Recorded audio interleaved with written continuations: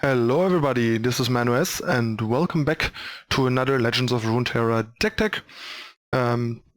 We are almost through the second preview patch and I figured I can't leave you guys without at least one new deck tech.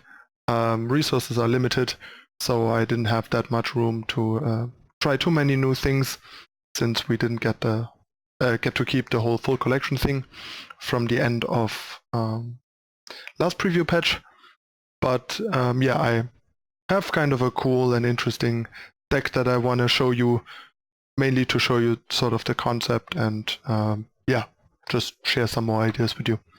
But yeah, before we dive into it, you know the drill.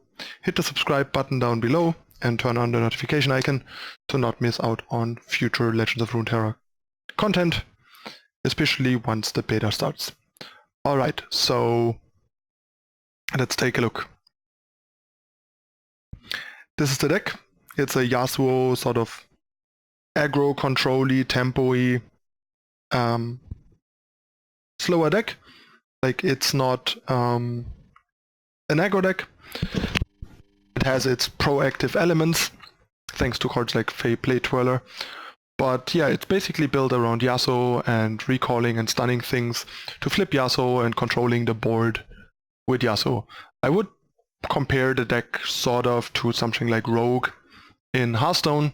That's what it reminds me of most, because it has this kind of tempo-y, tricky, gimmicky playstyle where you sort of control the board and control momentum of the game while still like pressuring your opponent in a lot of ways. There are actually two ways to build this deck. The most obvious one is Ionia Noxus, and that's the one I chose to go with for the video. But there's also the option to just go Freyord Ionia, since Noxus is just, as you can see, sort of the secondary color, the secondary region that adds some synergy cards, but no super critical ones, really. And the main problem is you only have 3 Yasuo and no real way to find him. And the deck is much, much worse without Yasuo, to a point where it can really struggle if it doesn't have Yasuo in certain situations. And in Freyord you get the Hero Tutor, Entreat I think it's called. It's 2 mana, draw a hero, and if you only play Yasuo and no other heroes, that's 2 mana, draw Yasuo, which is arguably really good in a deck that is built around and dependent on having Yasuo. Having multiples is also not bad, because you basically get to draw Steel Tempests that shuffle Yasuos into your deck.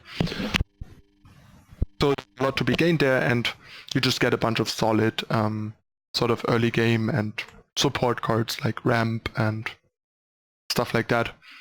So yeah, Freyord, while not obviously being pushed towards Yasuo synergies, still offers a lot of interesting options for this.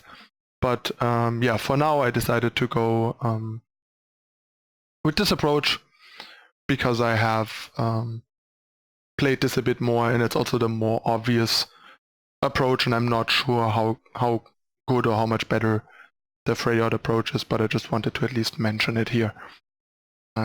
Alright, let's talk about the deck.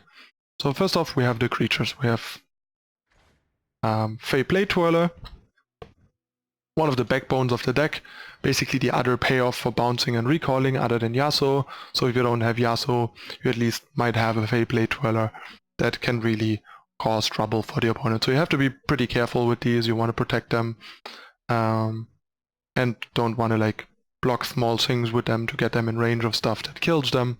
So be conservative with them. But yeah, they hit like a truck for how cheap they are. They're really good.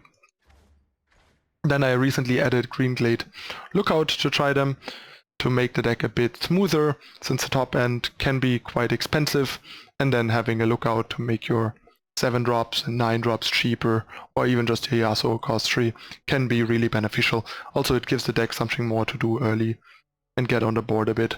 I'm not 100% sure how good the card is. It's very fragile, and it's sort of worth on defense.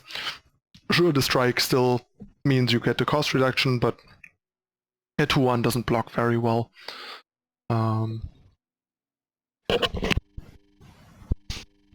Then we have Arachnoid Sentry, arguably one of the biggest gains from Noxus. It's a very solid unit, 3-2, trades with a decent amount of things, applies a decent amount of pressure, and yeah, the stun gains you a lot of momentum, and getting a stun attached to a card without having to invest a full card like with Guile is pretty great. So yeah, the card is really nice on offense and defense and helps you like manage the tempo of the game in the early game and get triggers for your plate twirlers and your Yasuo. It obviously also happens to curve really well with plate twirler. Then we have Yasuo, the namesake of the card and the key card. Not much to say here. It just turns your stuns and recalls into deal 2 damage or later deal 5 damage or more if you get Yasuo bigger. The deck doesn't really have ways to get him bigger though. So it's usually just 5 damage, which is still very strong. And then we have Legion General, another sort of payoff threat for all the stunning and recalling, which helps a bit. If you don't draw Yasuo, you might at least have a general that's like 6 or 7, which is quite good for a 5-cost unit, and it's fearsome, so the opponent can only put like bigger units in front of it, and since he's often the biggest unit on the board, means the opponent has to sort of chump block with good units. Or like good units, allies, whatever you want to call them. And then we have Minotaur Reckoner, another decent addition from Noxus. Just a 6-cost 6/6, nothing too fancy. But yeah, at the start of the round, you stun the weakest enemy, giving you some board control. Also gives you free stuns for Yasuo, level progress, also for Yasuo and plate twirler triggers, and to like grow your Legion Generals. Just does a bunch of decent things, and also can be quite punishing with Yasuo out, because a lot of the small things that this stuns then die because of Yasuo. And it's just another beefy unit that fits in the curve well. Then we have Yone Wind Chaser, another beefy guy that's basically a big arachnoid. Stuns 2 things when you play it, so that usually, if it hasn't happened already, flips your Yasuo, it's another threat, and it also deals damage with Yasuo, makes your plate twirlers explode, and so on and so forth. And then we have like the top end sort of biggest tempo play, Mina Swiftfoot. She basically gets rid of the 3 best blockers your opponent has, potentially even killing them if Yasuo deals lethal damage to them, or just clearing the way. Then your opponent gets 1 more action before you get to attack, can maybe replay one of the blockers, so you still got rid of 2, and then you can just attack. The card's a lot better than it looks, and than I initially thought it would be, because like it costs 2 more than Wind Chaser, has 1 health less, like 1 toughness less, and recalls instead of stuns, giving the opponent the action to replay it and stuff. But yeah, with all the synergies going on and the sort of rogue style, tempo-y playstyle of a deck like this, and the synergy of just turning the recall 3 into kill 3 with Yasuo out, all make this a pretty powerful card. Maybe 3 is too many. It's possible that there should only be 2, simply because it's so expensive. So 9 could be a bit overboard. I could see considering like cutting 1 Swiftfoot, maybe for Guile or something else. Not entirely sure. Maybe even for Katarina if you want another champion. I once again only chose to go with like 3 champions, because if you look at the champions here, they all don't really fit what the deck wants to do too well. Like Katarina is fine, like I could see doing this. But other than that, like sure, Zed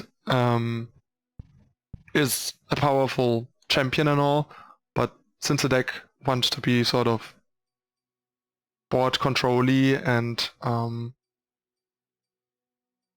go for a longer game and set up a turn where you just take over and kill the opponent, Zed is really not very good because he's not good on defense. So that doesn't make a lot of sense. Shen seems okay, but the deck doesn't really have a barrier theme, and that makes him a whole lot less, especially since he lost 1 health with the recent nerf. And yeah, all the other cards don't really make much sense for what the deck wants to do.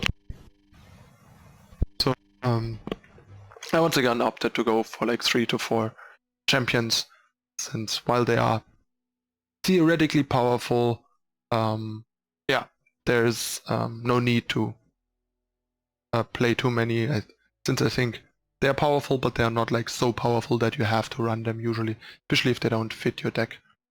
So yeah, then let's talk about the spells. We have 2 Guile. The card is just cheap. The fact that it's slow makes it less flexible, and that it's just a stun and basically costs you a full card makes it kind of situational, but it's nice to have because it's cheap, and especially if you have Yasuo out or Yasuo flipped, the card suddenly becomes really good. And if you don't want the Katarina or the third Swiftfoot, I could see playing a third Guile again, simply because it's cheap, and when you're in a pinch, having a 1-cost card that gets you Yasuo progress, lookout, like Plate Twirler buffs, and just sort of prevents you from getting run over. This is still pretty nice. But yeah, it's a bit low impact at times, so I went down to 2. Then we have 3 Recall, just a nice way to protect your key units, especially Yasuo. Sometimes Plate Twirler, although Plate Twirler is a bit unfortunate because if you return Plate Twirler, he loses his buffs, so he becomes a 1/3 again, so that's a bit unfortunate, but it's still better than losing it a lot of the time. Arachnoid Sentry is a great thing to rebuy to get additional value out of protecting Katarina now that we have her, or just later if you need to rebuy one of the big things like resetting a general, making it bigger, or just reusing one of these. It's just a nice way that gets you progress on your synergies while also protecting your key cards. Then we have Deny. As I already said, deck depends a lot on Plate Twirler and Yasuo, so being able to protect those and protect yourself in longer games from high impact spells, since the deck is going slower, is all pretty powerful, so Deny seems pretty important. It also gives you a way to make use of your early game spell mana that you build up a lot of the time. Then the 1 Katarina, like I said, I mean, she recalls, so she has some synergy with the deck and allows you to go for like more aggressive lines against decks that are slower than you. But I'm not 100% sure if she's worth it, because she's really bad on defense, and the deck kind of just, a lot of the time, wins eventually anyway, so it doesn't really need Katarina, so I'm not 100% sure how much I like her. Then 3 Steel Tempest, simply like a trick, a way to get progress on your things, and make sure you don't get run over or protect yourself from opposing mid-combat plays. And obviously also ways to just get more Yasuo triggers to kill or damage things. Then we have Will of Ionia, another way to sort of manage the board and trigger your synergies. I'm not super happy with the card. I think it's a bit expensive. I think the card could cost 3, 4 is really a lot for just the bounce effect. Feels a bit underpowered, but I don't know. Maybe it would be too good on 3 in this game. So yeah, it still allows you to protect your stuff at a very expensive cost if you have nothing else and really need to. Otherwise, you want to use it to like gain momentum and like, or use it to as a removal spell with a flipped Yasuo, dealing 5 damage for 4 mana to something. Then we have Intimidating Roar. The card can be really nice, but it's kind of situational, so I don't want 3, but I probably want more than 1 because it still is really nice with Twirlers out, with Yasuo out, or just to like buy you a turn in certain situations or get damage in on offense. Now that it is slow, it's obviously a lot worse in the way this deck wants to play than it used to be, but I still like the nerf. I think it makes a lot of sense. A card like this is meant to be an offensive tool, and making it a defensive tool by being slow makes it, puts it in a weird place. And yeah, and then we have all the units that we talked about already. So yeah, this is the deck. You basically just want to fight for like board control and momentum, and eventually turn on the opponent and just kill them. You don't need to like force damage too hard. Just make sure you get damage in when it when it's not too risky, and that you stay ahead on the board and play for board control basically. Alright, that's the deck. As usual, gonna hop into some games to show it in action, so see you in a moment with game number 1. Stay tuned.